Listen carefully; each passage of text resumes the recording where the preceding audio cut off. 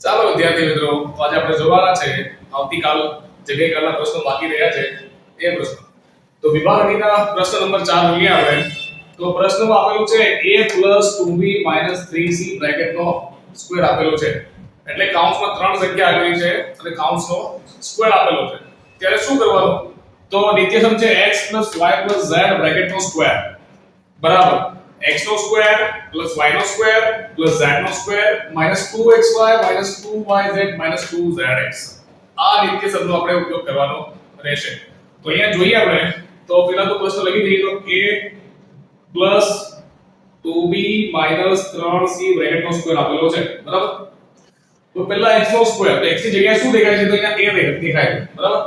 તો આવે અહીંયા a નો સ્ક્વેર પ્લસ બીજો શું દેખાય છે? 2b તો 2b નો સ્ક્વેર પ્લસ z ની જગ્યાએ દેખાય છે અહીંયા -3c તો અહીંયા આવે -3c નો સ્ક્વેર બરાબર. એટલે ત્રણે સંખ્યાઓનો આવી ગયો સ્ક્વેર. હવે માઈનસ આપેલું છે તો આપણે માઈનસ લખવું પડશે. 2 લખીને 2 બ્રેકેટ કરી દઈએ, પાછો 2 લખીને 2 બ્રેકેટ કરી દઈએ અને પાછો -2 લખીને 2 બ્રેકેટ આપણે કરી દઈએ બરાબર. હા, તો અહીંયા આવશે પહેલો, બીજો, બીજો, ત્રીજો અને ત્રીજો અને પહેલો. તો પહેલા નંબરમાં દેખાય છે a, તો અહીંયા a અને 2b બરાબર. પછી બીજો અને ત્રીજો એટલે 2b અને આવશે અહીંયા -3c. પછી -3c અને પહેલા નંબર ઉપર આવે છે a બરાબર. એટલે પહેલો અને બીજો, પછી બીજો અને ત્રીજો અને પછી ત્રીજો અને પહેલો લઈ લેવાનો છે. હવે a નો સ્ક્વેર કરી દઈએ તો a સ્ક્વેર પ્લસ 2 નો સ્ક્વેર થાય 4, b નો સ્ક્વેર થાય b સ્ક્વેર બરાબર. માઈનસ નો સ્ક્વેર હંમેશા પ્લસ માં જ દેખાય એટલે અહીંયા પ્લસ 9c સ્ક્વેર. માઈનસ એક જ વાર છે એટલે માઈનસ આવશે 2 નું 4ab બરાબર. અહીંયા માઈનસ છે ને અહીંયા માઈનસ છે એટલે માઈનસ માઈનસ થઈ જાય પ્લસ 2 નું 4 ધરી 12b c. અહીંયા બે વાર માઈનસ છે તો અહીંયા આવશે પ્લસ 2 ધરી 6 c a को के a c को ठीक है बच्चों. ओके, તો હવે જોઈએ વિદ્યાર્થી મિત્રો પ્રશ્ન નંબર 2. પ્રશ્ન નંબરમાં તમને કાઉન્સમાં બે સંખ્યા આપેલી છે અને આખા કાઉન્સમાં તમને 3 ઘાત આપેલી છે. તો જ્યારે કાઉન્સમાં બે સંખ્યા આપેલી હોય અને એને 3 ઘાત આપેલી હોય ત્યારે કયા નિત્યસમનો પ્રયોગ કરવો? તો અહીંયા લખેલું છે આપણે કે x y ની 3 ઘાત એટલે કે બે સંખ્યા અને કાઉન્સની 3 ઘાત. તો x ની 3 ઘાત માઈનસ y ની 3 ઘાત માઈનસ 3x2y પ્લસ 3xy નો સ્ક્વેર આવે બરાબર વિદ્યાર્થી મિત્રો. હવે x y ની જગ્યાએ આપણે રકમ લખી દઈએ અહીંયા તો 1/2a માઈનસ 1/4b ની 3 ઘાત. આ આવ્યો તમારો પ્રશ્ન. તો પહેલા x ની 3 ઘાત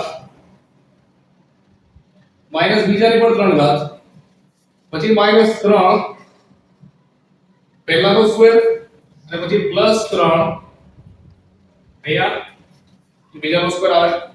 પહેલા નંબરમાં આવશે 1/2a, બીજા નંબરમાં આવશે 1/4b, પાછો 1/2a અને 1/4b, 1/2a અને 1/4b બરાબર. હવે અહીંયા તમે ધ્યાનથી જોશો તો અહીંયા 1 છે, 1 ની 3 ઘાત કેટલી થાય? તો 1 ની 3 ઘાત 1 જ થાય બરાબર. અને એને એમ લખવાની જરૂર નથી.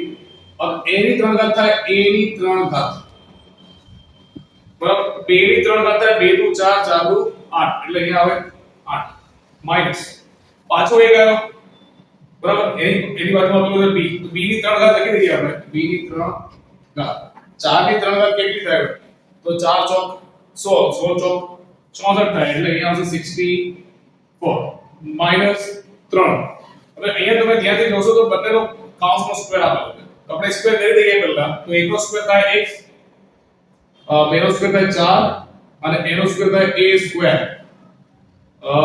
1/4b m નો m.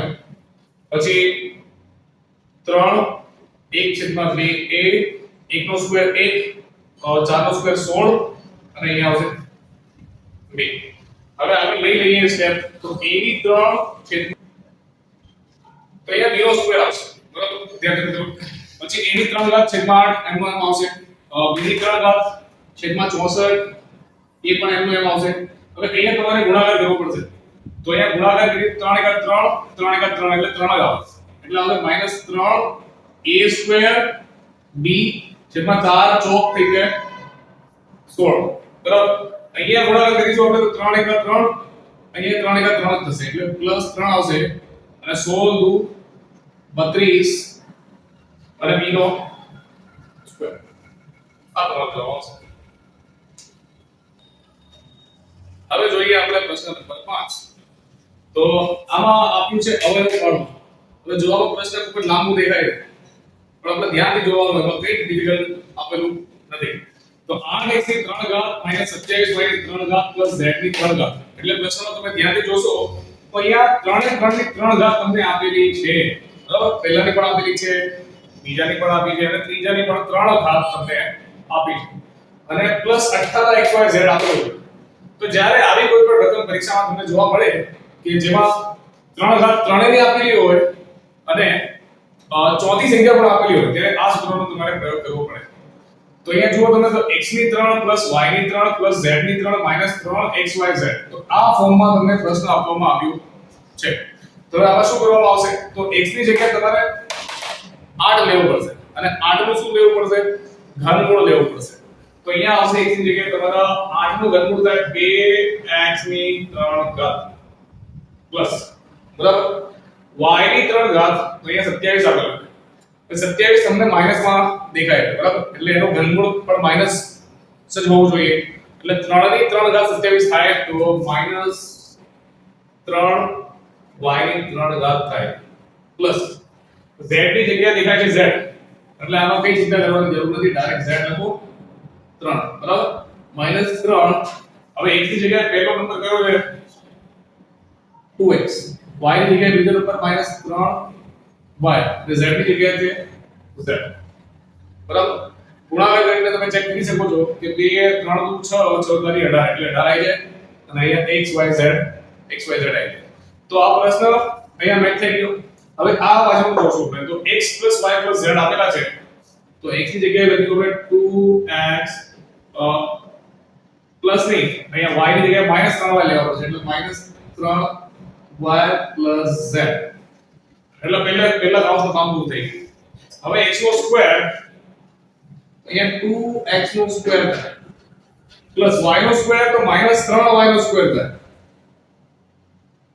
પ્લસ z ની જગ્યાએ તમને z જ આપેલા છે એટલે z નો સ્ક્વેર થઈ જશે -xy તો માઈનસ લખીને પહેલા અને બીજો નંબર પહેલો નંબર છે 2x બીજો નંબર છે -3 બરાબર પછી બીજો અને ત્રીજો નંબર તો -3y અને z પછી ત્રીજો અને પહેલો નંબર એટલે કે z અને આવશે તમારા 2x એટલે કાઉન્ટ થઈ ગયો પૂરો પછી આગળનો સ્ટેપ કરીએ તો 2x - 3y + z એટલે 2 નો સ્ક્વેર થાય 4x નો સ્ક્વેર પ્લસ 3 નો સ્ક્વેર થાય 9y નો સ્ક્વેર પ્લસ z નો સ્ક્વેર અહીંયા માઈનસ બે વાર દેખાય એટલે બે વાર માઈનસ દેખાય એટલે થઈ જાય તમારા પ્લસ 2 તારી 6x y અહીંયા માઈનસ બે વાર દેખાય એટલે અહીંયા થઈ જાય પ્લસ અહીંયા થઈ જાય 3y z અહીંયા માઈનસ એક જ વાર છે એટલે માઈનસ 2x z બરાબર દાખલો પૂરો હવે જોઈએ આપણે પ્રશ્ન નંબર 5 નો પહેલો પ્રશ્ન 8a ની 3 ઘાત + 27b ની 3 ઘાત + 36a² b + 54a² b આપેલું છે હવે કોણના જેવો આપેલું છે તો અહીંયા પહેલાનો સ્ક્વેર છે ને અહીંયા છેલ્લાનો સ્ક્વેર છે બરાબર અહીંયા તમને a નો સ્ક્વેર આપેલો છે ને અહીંયા તમને પ્રશ્નમાં તમને b નો સ્ક્વેર આપેલો છે બરાબર હા તો એના ઉપર તમને ખ્યાલ આવવો જોઈએ કે અહીંયા x નો સ્ક્વેર પહેલાનો આપેલું છે અને અહીંયા તમને બીજાનો સ્ક્વેર આપેલું છે અને પહેલાની 3 ઘાત અને બીજાની 3 ઘાત પહેલાની 3 ઘાત અને બીજાની 3 ઘાત તમને આપેલી છે તો હવે આપણે શું કરીશું તો પહેલાની 3 ઘાત પ્લસ બીજાની 3 ઘાત પ્લસ 3 પહેલાનો સ્ક્વેર પ્લસ 3 બીજાનો સ્ક્વેર. હવે x નો 3 ઘાત તો x ની જગ્યાએ દેખાય છે 8 a ની 3 ઘાત. હવે 8 નું ઘનમૂળ કાઢીએ આપણે તો 2a થઈ જાય બરાબર. 27 નું ઘનમૂળ કાઢીએ તો 3 થઈ જાય 3b. એટલે દરેક બ્રેકેટમાં પહેલા 2a અહીંયા પણ 2a અહીંયા 3b અહીંયા આવશે 3b બરાબર. હવે તમારે શું કરવાનું કે આવી રકમ આપેલી હોય ને એને આ રીતે લખવાની રહેશે x y ની 3 ઘાત તરીકે લખવાની રહેશે. તો આપણે 3 ઘાત કરી દઈએ. પહેલામાં લખી દઈએ 2a પ્લસ બીજામાં લખી દઈએ 3b ને આને તમારે પ્રશ્નમાં 3 વાર લખી દેવાનું. બસ દાખલો પૂરો થઈ ગયો. આટલું છે. હવે પ્રશ્ન 6 આપણે જોઈએ તો પહેલા જે પ્રશ્ન આપેલો હતો એના જેવો જ આ પ્રશ્ન પણ છે. એમાં ખાલી પ્લસમાં આપેલો હતો ને આ પ્રશ્નમાં તમને માઈનસની નિશાની આપેલી છે. તો અહીંયા જોઈએ તો 27 x ની 3 ઘાત માઈનસ 64 y ની 3 ઘાત માઈનસ 108 x નો સ્ક્વેર y પ્લસ 144 x અને y નો સ્ક્વેર આપેલો છે. નિત્યસમ જોઈએ તો x માઈનસ y ની 3 ઘાત બરાબર x ની 3 ઘાત માઈનસ y ની 3 ઘાત minus 3x square y plus 3xy નો સ્ક્વેર.